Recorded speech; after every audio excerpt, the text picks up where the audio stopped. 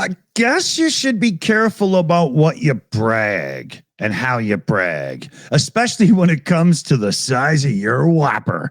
Because a federal judge has just ruled that a group of Burger King customers can proceed with a lawsuit over the size of their Whoppers. Florida District Judge Altman denied a motion to dismiss the case against the fast food giant, which has been accused of falsely advertising its products. I'm going to stop right there because this shouldn't be just Burger King. It's every single one of these fast foodie type places, the sub shops, the burger joints, all of them. And they've been doing this for a long time now. It's gotten so bad, it's not funny. If we have consumer protections, they do nothing. So, I guess somebody had to spend money and take it to court. But the judge here said, after careful review and drawing all reasonable inferences for the plaintiffs, we find it plausible to believe that some reasonable consumers would be deceived by Burger King's advertisements. The plaintiff allegations go beyond mere exaggeration or puffery, Altman added, and the original suit is being brought by 19 customers from 13 different states here. A couple of more quotes here. Each of our plaintiffs purchased Burger King products at Burger King stores in each of their home states, and each one came away disappointed by the incongruity between what they received and what they expected based on the advertisements. Again, that's the judge's ruling. Most reasonable consumers would be vexed by the differences in these advertisements. According to just point out, when you say advertisements, it can just mean the picture on the board of right. What they're portraying you're going to get. Mm-hmm. Just like, I don't know if anybody here has had McDonald's recently, but you look at the picture and then you get your Big Mac and you can barely see the lettuce sticking out from between the buns anymore. It's just 3 buns stacked with a bit of stuff inside. It's a joke, right? According to the original lawsuit, Burger King began to materially overstate the size of its burgers starting around September 2017. The corporation advertises its burgers as large burgers compared to competitors and containing oversized meat patties and ingredients that overflow the bun to make it appear the burgers are about 35% larger in size and contain more than double the meat and ingredients that the actual burger has.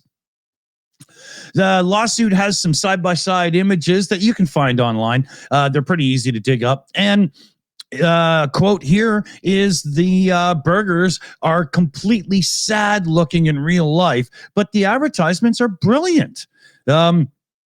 Included in the lawsuit is a list of overstated menu items, and it's the Impossible Whopper, the Big King, Single Quarter Pounder King, Bacon King, Double Whopper, Triple Whopper with Cheese, Whopper Jr., Bacon Double Cheeseburger, Bacon Cheeseburger, Cheeger Hamburger, Whopper Melt, Bacon Whopper Melt, Spicy. It's the damn menu. Right? You get where I'm going with this here. It's the whole thing.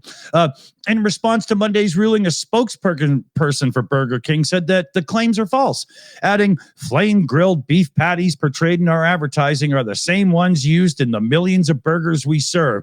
Well, if that's the case, then the buns in the advertising have to be half the size because something doesn't add up. And we're not stupid. We can see it. I can't stand it when a lawyer tries to tell me that A plus B, 1 plus 2 is not the damn answer.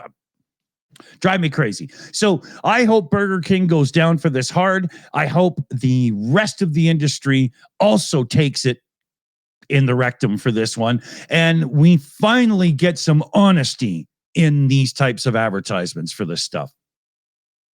And the same thing goes with Tinder as well, because that girl I ordered, she had a lot more nicer looking lettuce in the picture than she did when she turned up. Yeah. You should at least look like yourself when you show up for the date. They can't be like, who are you?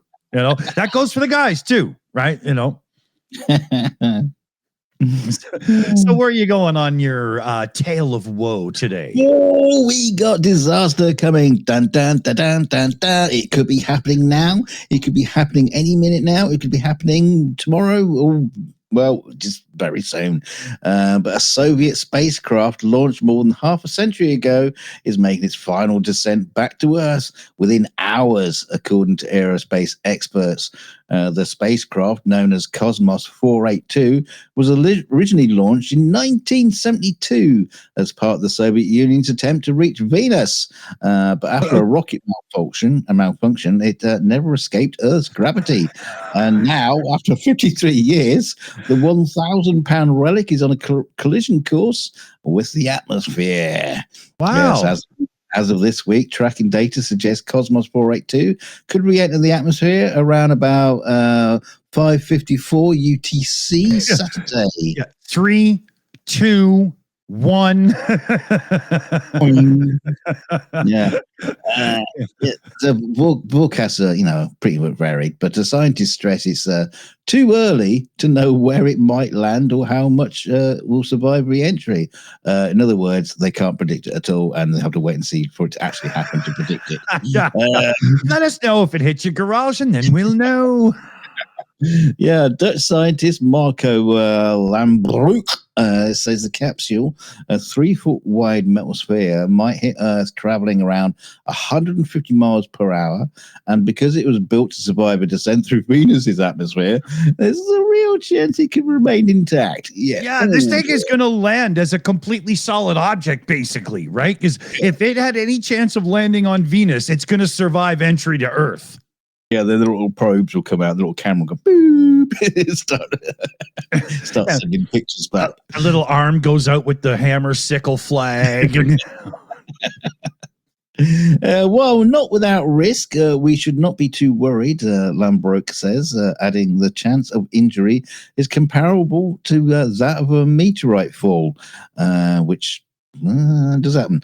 The possible re-entry zone includes everywhere between 52 degrees north and south latitude, a massive area encompassing the United States, Europe, South America, Asia, Australia, and Africa, and anywhere. The human race. Yeah. Earth. Yeah. You have to say Earth. You're all right if you're a penguin or a polar bear, I think. They say you run a bigger risk of getting hit by lightning in your lifetime. You know what, Lambroek? People do get hit by lightning. It does happen. So shut up. Sometimes more than once, and yeah.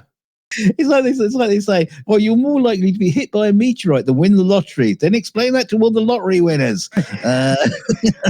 Your maths doesn't add up. Yeah.